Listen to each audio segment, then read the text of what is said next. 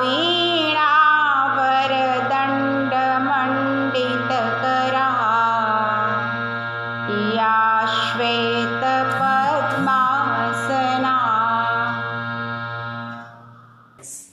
આગળના લેક્ચરમાં જે આપણે જોયું તેમાં આપણે દ્રાવણ ચેપ્ટરની શરૂઆત કરી અને તેમાં દ્રાવણ, દ્રાવક અને દ્રાવ્ય આ પદાર્થોની વ્યાખ્યાઓ જોઈ અને એનસીઈઆરટી માં જે આપણને વ્યાખ્યા આપેલી છે એને વ્યવસ્થિત રીતે આપણે સમજી અને એ જોયું કે દ્રાવક કોને ગણવું અને એની વ્યાખ્યા શું થઈ શકે, તો એના વિશે આપણે જોયું, એની વ્યાખ્યાઓ જોઈ અને આગળ હવે આપણને આપેલું છે દ્રાવણના પ્રકાર અને એનું સરસ ટેબલ આપેલું છે. ચેપ્ટરની શરૂઆતમાં જ મેં તમને કીધું કે જ્યારે મિશ્ર ધાતુઓનું ઉદાહરણ આપેલું હતું તો મેં તમને કીધું કે દ્રાવણ કોઈ પણ અવસ્થામાં હોઈ શકે છે અને હવે આપણને ધ્યાનમાં આવી ગયું કે દ્રાવક અને દ્રાવ્યની વ્યાખ્યાઓ પરથી પણ કે એની અવસ્થા કોઈ પણ હોઈ શકે છે. એ ઘન, પ્રવાહી અથવા તો વાયુ અવસ્થામાં દ્રાવણ શક્ય છે. તો અત્યારે હવે આપણને આપેલું છે દ્રાવણના પ્રકાર તેની અવસ્થાના આધારે. કેમ અવસ્થાના આધારે કહીએ છીએ? કેમ કે જો તમે ટેબલ જોશો તો તમને ધ્યાનમાં આવશે કે જેમાં તફાવત છે અથવા તો ડિફર જે થાય છે એ શું છે, તો એ માત્ર એની અવસ્થાઓ બદલાય છે. તો આપણે લખી દઈએ કે આપણી પાસે દ્રાવણ છે, અહીંયા દ્રાવક છે અને દ્રાવ્ય છે. દ્રાવણ તેની અવસ્થાઓની વિચાર કરીએ તો આપણને ધ્યાનમાં આવે કે ઘન, પ્રવાહી અને વાયુ. ઘન, પ્રવાહી અને વાયુ આ ત્રણ અવસ્થાઓ આપણને ધ્યાનમાં છે. આપણે આગળ વાત કરીએ છીએ કે જો તમને કાલનો લેક્ચર યાદ હોય તો આપણે એવું જોઈ શકીએ કે ઘન દ્રાવણ હોય તો ત્યારે દ્રાવકની અવસ્થા શું હોવી જોઈએ? તમે વિચારશો તો દ્રાવકની વ્યાખ્યામાં આપણે એવું કીધું હતું કે જે પણ પદાર્થ દ્રાવણ બનાવતી વખતે પોતાની અવસ્થા બદલતો નથી. એનો મતલબ કે જ્યારે દ્રાવણ ઘન અવસ્થામાં હોય તો દ્રાવક કઈ અવસ્થામાં હોવું જોઈએ? દ્રાવક પણ ઘન અવસ્થામાં જ હોવું જોઈએ. કેમ કે આપણે વ્યાખ્યામાં જ એવું કીધું કે દ્રાવક પોતાની અવસ્થા બદલતો નથી. એનો મતલબ આ ઘન હશે તો દ્રાવણ પણ ઘન જ બનશે. તો આ ઘન દ્રાવણનું ઉદાહરણ થયું. હવે ઘન દ્રાવણ શક્ય છે, આ શક્ય છે. ચાલો તો ઉદાહરણથી આપણે સ્ટાર્ટ કરીએ કે કઈ રીતે આ થાય. તો પહેલા આપણે અહીંયા લખી દઈશું કે ઘન દ્રાવકની અંદર આપણે ઘન દ્રાવ્યને ઓગાળીએ તો શું થાય અને એના ઉદાહરણો કેટલાક આપણે લખીએ કે જેથી આપણને વધારે સમજાય કે આવી રીતનું કઈ છે. હવે ઘન દ્રાવકની અંદર ઘન દ્રાવ્યને ઓગાળીએ તો ઘન દ્રાવણ બને અને એનું ઉદાહરણ તો તમને ધ્યાનમાં છે અને એ એટલે મિશ્ર ધાતુ. આપણને મિશ્ર ધાતુઓ પૈકી સોનાનું ઉદાહરણ આપેલું છે. મિશ્ર ધાતુઓ સોનાનું ઉદાહરણ આપેલું છે કે સોનાના જે ઘરેણાઓ આપણે બનાવીએ છીએ એમાં જનરલી આપણે કોપર એડ કરીએ છીએ. કોપર એડ કરી અને એ મિશ્ર ધાતુ બનાવીને તેના ઘરેણા બનાવવામાં આવે છે. તો એ જે મિશ્ર ધાતુ બની એ મિશ્ર ધાતુ ઘન દ્રાવણનું ઉદાહરણ છે. કોઈ પણ મિશ્ર ધાતુ હોય, તમને જે ઉદાહરણ આપેલું છે એની ઉપરાંત પણ કોઈ પણ મિશ્ર ધાતુ એ પણ શેનું ઉદાહરણ થશે? એ પણ ઘન મિશ્રણનું. તો આપણને જે ટેક્સ્ટ બુકમાં આપેલું છે તો એ આપણે ઉદાહરણ લખી દઈએ કે સોનું એટલે કે Au અને કોપર એટલે કે Cu, ઓરમ અને કોપર આ બંનેનું મિશ્રણ એ પણ ઘન દ્રાવણનું ઉદાહરણ થશે. આગળ આપણે વાત કરીએ છીએ કે દ્રાવ્ય તરીકે હવે આપણે લઈ લઈએ પ્રવાહી. અગત્યનું મોસ્ટ ઇમ્પોર્ટન્ટ ઉદાહરણ ઘન. દ્રાવક ઘન છે, એની અંદર પ્રવાહી કંઈક ઓગાળેલું છે. તો આવું ઉદાહરણ જ્યારે આપણે યાદ કરીએ ને તો પ્રવાહી અવસ્થામાં અંતે જે દ્રાવણ બનવું જોઈએ એ ઘન હોવું જોઈએ. આ પણ આપણને ધ્યાનમાં છે. જો તમને એમાલ્ગમ ખબર હોય તો એમાલ્ગમ આપણે ભણી ગયા છીએ, 2-3 વખત એમાલ્ગમ આવેલું છે. એમાં ઝિંક એમાલ્ગમ એટલે સરરસ, ઝિંક સરરસની આપણને યાદ છે. ઝિંક સરરસ એટલે કે ZnHg. આ જે ZnHg નું મિક્સચર છે એ પારામાં ઝિંકને પારામાં મિશ્ર કરેલો હોય છે. તો એનો મતલબ કે એ જે ઝિંક સરરસ છે એને આપણે સરરસ પણ કહીએ છીએ અથવા તો એમાલ્ગમ પણ કહીએ છીએ. તો આ પણ શેનું ઉદાહરણ છે? આ એક મોસ્ટ ઇમ્પોર્ટન્ટ છે, આ આપણે યાદ રાખીશું. ઝિંક સરરસ છે. આપણને અંદર ઉદાહરણ સોડિયમ સરરસનું આપેલું છે તો તમે એ પણ લખી શકો છો NaHg, સોડિયમ સરરસ. પારામાં જ્યારે પણ કોઈકનું મિશ્રણ બનાવવામાં આવે તો એ સરરસ તરીકે ઓળખાય, એમાલ્ગમ તરીકે ઓળખાય અને એ વેલ નોન 2 ઉદાહરણો આપણે લખેલા છે. તો એ ઘન દ્રાવણનું એક ઉદાહરણ થશે, અગત્યનું ઉદાહરણ થશે. આગળ વાત કરીએ છીએ કે વાયુને સપોઝ આપણે ઓગાળેલો હોય તો ઘન પદાર્થની અંદર વાયુને ઓગાળેલો હોય, ઘન પદાર્થની અંદર વાયુને ઓગાળેલો હોય એવું એક ઉદાહરણ છે. અને એ એટલે જો તમને હાઇડ્રોજનેશન પ્રક્રિયા યાદ હોય ઓર્ગેનિક કેમિસ્ટ્રીમાં, તો હાઇડ્રોજનેશન પ્રક્રિયા એટલે કે હાઇડ્રોજનનું ઉમેરાવું, આ પ્રક્રિયામાં 3 ઉદ્દીપક વપરાતા અને 3 ઉદ્દીપક હતા પ્લેટિનમ, પેલેડિયમ અથવા તો નિકલ. હવે આની સપાટી પર હાઇડ્રોજનેશન પ્રક્રિયા થતી હતી આવું આપણે ત્યારે કહેતા હતા. એનો મતલબ કે નિકલ, પેલેડિયમ અને પ્લેટિનમ ઘન અવસ્થામાં છે અને હાઇડ્રોજન એ વાયુ અવસ્થામાં છે. જો આનું મિશ્રણ આપણે વાપરતા હોઈએ તો ત્યારે આપણે એને એમ કહી શકીએ કે એ ઘન દ્રાવણ છે, પરંતુ એ કઈ અવસ્થામાં હોવું જોઈએ? સમાન મિશ્રણમાં. એટલે કે આપણે એમ લખીશું કે આપણને જે અંદર ઉદાહરણ આપેલો છે કે પેલેડિયમમાં પેલેડિયમમાં અધિશોષિત થયેલો અથવા તો ઓગળેલો H2,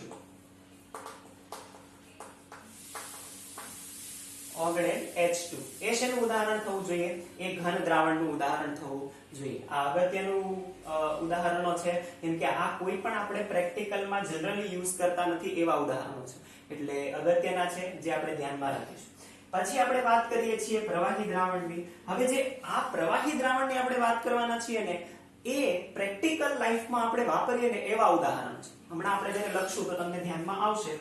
હવે આ તો તમને ખબર પડી જ ગઈ હશે કે જ્યારે દ્રાવણ પ્રવાહી છે તો દ્રાવક પણ પ્રવાહી જ હશે. તો આપણે પહેલા એ જ લખી દઈએ કે દ્રાવક તો શું બનવું જોઈએ? પ્રવાહી.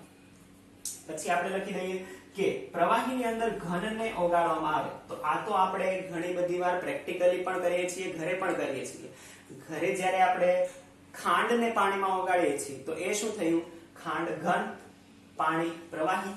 તો એ પણ એક ઉદાહરણ છે. તો તમે ઘણા બધા ઉદાહરણ લખી શકો છો. તો આપણે એક ઉદાહરણ લખી શકીએ કે NaCl મીઠું છે અને એને પાણીમાં ઓગાળવામાં આવે તો એ શેનું ઉદાહરણ થશે? એ ઉદાહરણ થશે પ્રવાહી દ્રાવણનું, અને જેમાં ઘન NaCl આપણે ડિઝોલ્વ કરેલું છે, ઓગાળેલું છે. તો આ એક ઉદાહરણ થશે. બીજા ઘણા ઉદાહરણ તમે લખી શકો. ખાંડનું પાણીમાં, યુરિયાનું પાણીમાં મિશ્રણ, પણ આપણે એક ઉદાહરણ લખીએ છીએ. આગળ વાત કરીએ છીએ કે પ્રવાહીની અંદર પ્રવાહી. આ તો આપણે લેબોરેટરીમાં વારંવાર કરીએ છીએ. લેબોરેટરીમાં આપણે જ્યારે HCl નું દ્રાવણ બનાવીએ, H2SO4 નું દ્રાવણ બનાવીએ તો એ બધા જ પ્રવાહીમાં પ્રવાહીનું દ્રાવણ છે, કેમ કે બંને જ પ્રવાહી અવસ્થામાં હોય છે. તો અત્યારે આપણને જે ઉદાહરણ આપેલું છે તો એ આપણે લખી દઈએ. આપણને પાણી અને ઇથેનોલ નું ઉદાહરણ આપેલું છે તો આપણે એ લખી દઈએ કે ઇથેનોલને જ્યારે પાણીમાં ઓગાળવામાં આવે તો એ શેનું મિશ્રણ બનવું જોઈએ? એ મિશ્રણ બનશે પ્રવાહીનું પ્રવાહીમાં. તો આ પ્રવાહી દ્રાવણ છે. અગત્યનું છેલ્લું છે એ છે વાયુ. હવે તમે વિચારો, જો તમને ધ્યાનમાં આવતું હોય અને આસપાસ તમે જુઓ તો તમને કોઈ એવું ધ્યાનમાં આવે છે કે જે પ્રવાહી દ્રાવણ છે, પ્રવાહીમાં અંદર વાયુ ઓગાળેલો હોય, એટલે કે O2 કે CO2 ઓગાળેલો હોય. હવે તમને ધ્યાનમાં આવી ગયું હશે કે જે આપણે સોડા વોટર કહીએ છીએ એ સોડા વોટર શું છે? તો સોડા વોટર એ પાણીની અંદર એટલે કે H2O ની અંદર કાર્બન ડાયોક્સાઇડને ડિઝોલ્વ કરેલો હોય છે. સોડા વોટર પાણીની અંદર કાર્બન ડાયોક્સાઇડને ડિઝોલ્વ કરેલો હોય છે.